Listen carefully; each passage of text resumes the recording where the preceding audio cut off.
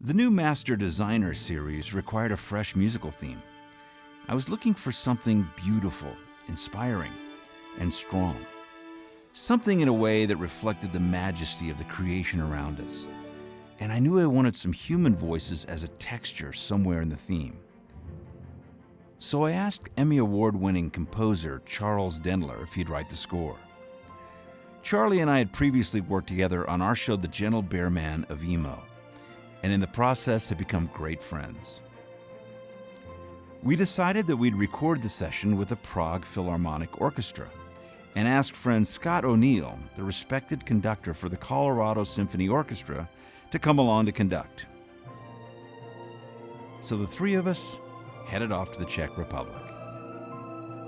The Prague Symphony is regarded as one of the world's finest. John Williams used them to record Star Wars, and countless other film scores have been recorded there. This is kind of their specialty, and so I felt so privileged to have them play on this piece. They really captured the spirit of this theme.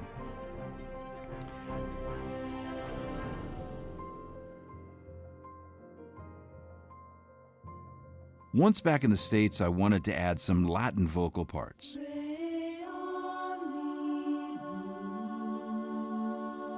They were sung by Nellie Grayson, who was formerly with the legendary group The Second Chapter of Acts, and Canadian singer extraordinaire and dear friend Connie Scott.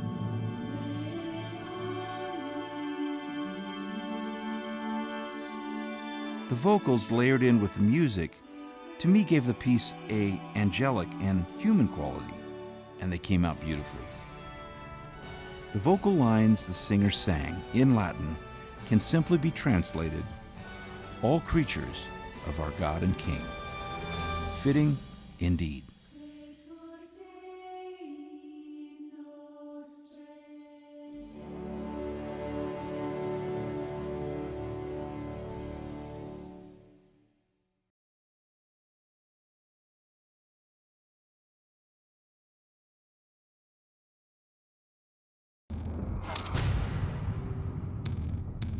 To do the Bees That Saved America scene required a trip back in time and a recreation of history at a grand scale. So our production team would go to Kentucky in the fall. Kentucky had been suggested by a boyhood friend of mine, Harold Maxwell, who lived in Bowling Green. Harold and I both grew up in Hong Kong, but we had lost touch until the advent of Facebook. As kids together in Hong Kong, Harold had given me my first pet monkey. I had two of them. So it was no surprise to me that he'd remained an animal guy. And true to form, when we arrived at his home in Bowling Green, we were greeted by his male lion, Judah, roaring in his backyard. Max was one of a kind. A Renaissance man of sorts. With Scottish roots, he kept exotic pets. He was an expert fly fisherman, learned the ancient ways of bookmaking, and each year, he plays the best Father Christmas you'll ever see.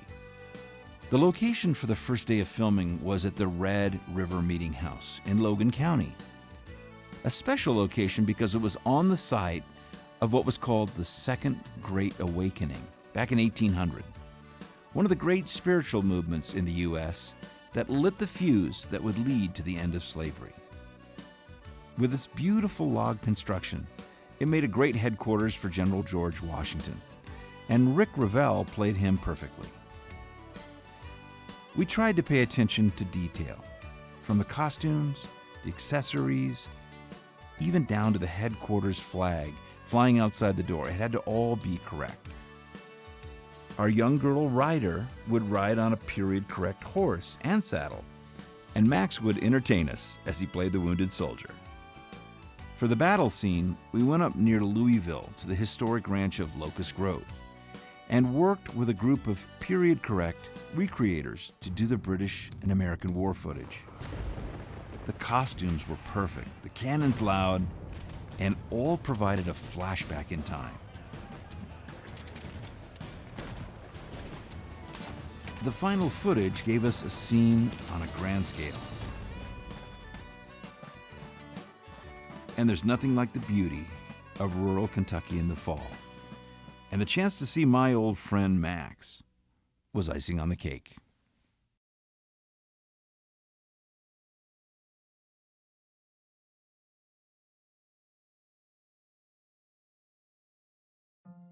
Finding the right host is critically important. Our former host, David Hames, had been tragically killed by the devastating earthquake that rocked Haiti in 2010. David was there serving the poor, and his death came as a terrible shock to us. In fact, we dedicated this film in David's memory. To find candidates, we put out the word in Los Angeles that the Master Designer Series was looking for an actor for the role. To our amazement, 1,700 actors applied. Eventually, these were narrowed down to the top 50 that we auditioned. One of these was Brian Corsetti. Brian was a really funny guy, and he had a wonderful work ethic. We worked hard, we had lots of fun, and his bloopers kept us laughing. In this scene, Brian was trying to introduce the Rocky Mountain elk, but he kept saying, elf. Shawnee Indians call that wapiti, or ghost deer, and that is our next incredible creature, the magnificent elf. Wow, I love this place. Just one thing to lock in, it's not animals that call this place home, it's the animal that calls this place. Okay. Okay? And then you said elf again. I did not. You said elf.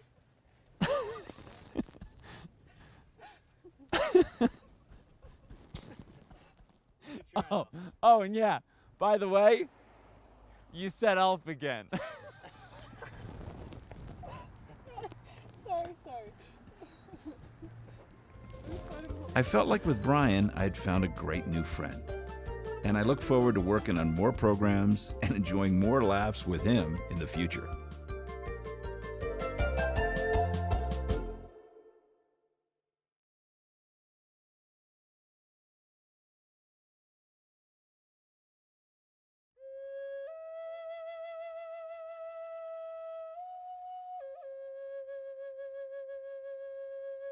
For the Native American scene, my biggest fear was I didn't want it to feel like a cheesy cowboy and Indians movie.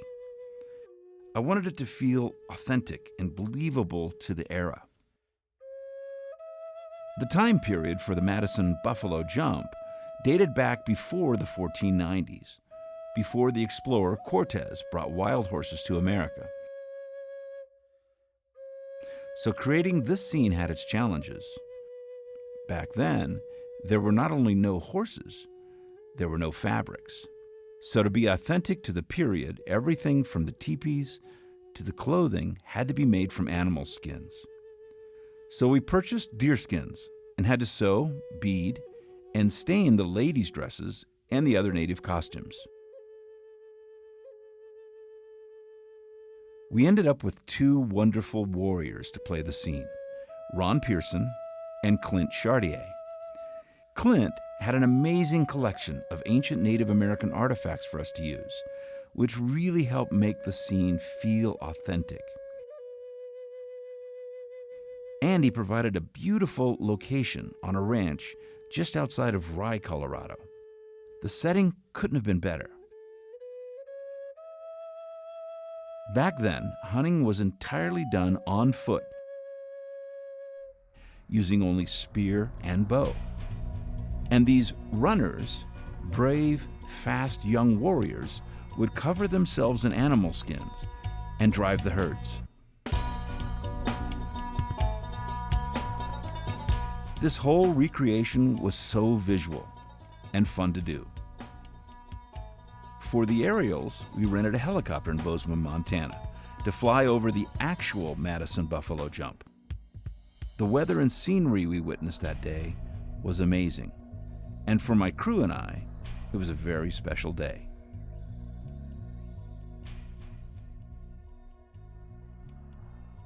I remember we were shooting a scene with our two actors where they were rushing to the edge of this cliff at the end of the hunt, when we heard a giant bald eagle calling us from just over our heads.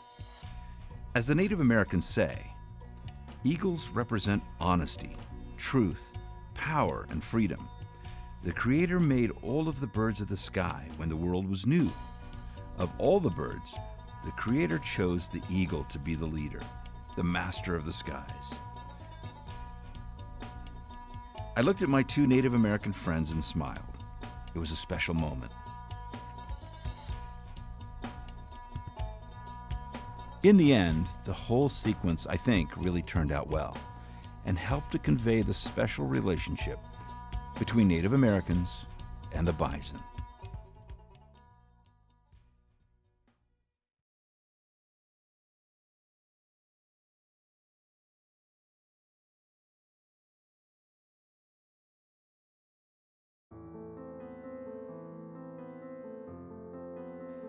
The elk segment holds a special place in my heart because I live in Colorado, and my goal here was to make this segment all about beauty.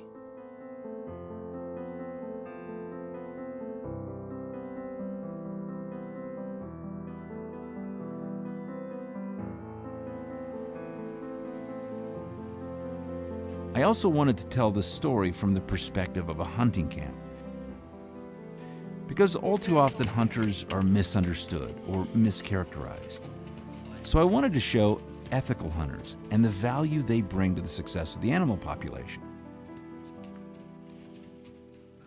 So this respect for animals and the appreciation of their beauty is my story too.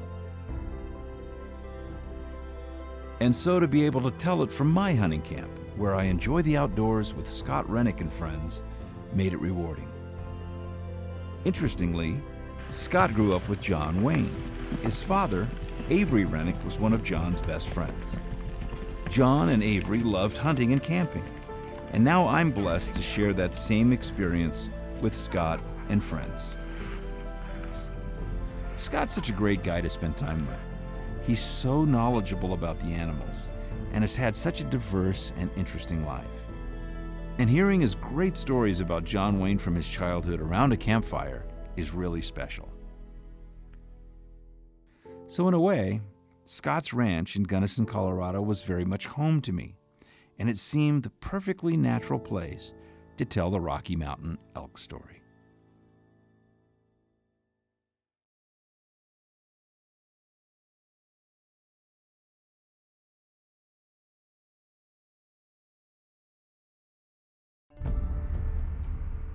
I was very aware of the Chinese interest in the cricket song because of growing up in Asia. Interestingly, here's the only culture in the world that noticed something special about the cricket song. In fact, for hundreds of years, the Chinese collected crickets in beautiful containers, and they still sell crickets in their markets today. So we created a little old China scene meant to be set in the Tang Dynasty, and found beautiful Kalia, who did a great job acting out the scene. I stumbled onto the cricket recording with a healthy dose of skepticism, so I began to research its origins. The gentleman who made the recording lived in Santa Fe, New Mexico, so I made a trip down to meet him. He described the recording process in detail. He used an old German Studer Revox reel-to-reel machine. This allowed him to really slow the sounds down. And what he captured was chilling and amazing. Sadly, before we finished the program, he passed away. But his work will live on.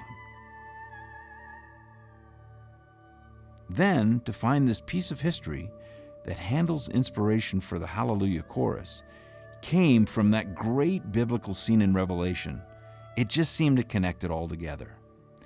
That's why we called it the Cricket Chorus. Once in a while, you stumble across a story that touches and inspires everyone. I think the lowly cricket may do just that.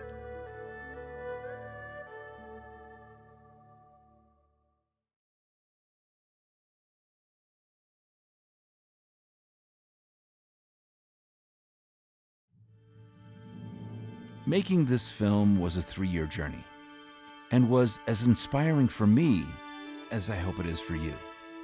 Looking back, it seems my life has always uniquely intersected animals and the beauty of their creation. I find it interesting that no matter where you live in this beautiful world, we're all surrounded by animals. Have you ever asked yourself why? Only a few of them are for food, so what about the rest? In the book of Job, he writes, "Who teaches us more than the beasts of the earth, and makes us wiser than the birds of the heavens?" I'm becoming convinced that when you sit out sipping your morning coffee, and a little bird lands and sings you a beautiful song, or a graceful deer steps into view, it's not only there to bring a smile to your face, but more importantly to let you know that in this world, you're never alone.